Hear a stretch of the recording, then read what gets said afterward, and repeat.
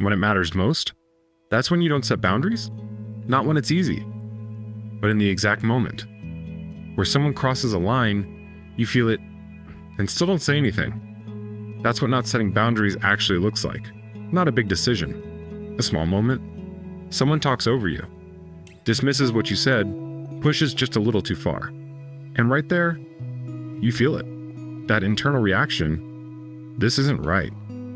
But instead of setting a boundary, you pause, you hesitate, you let it go.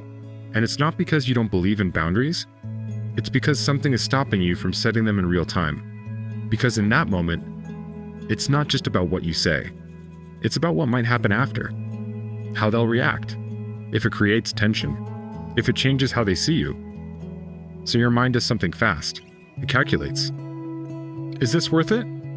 Should I just leave it? Is this going to make things worse? And most of the time, you don't set the boundary.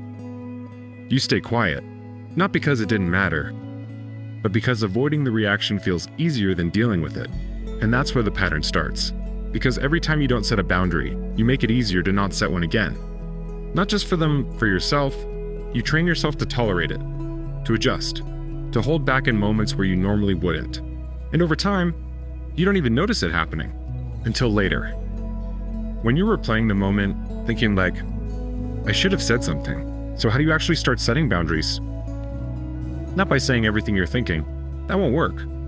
You start smaller.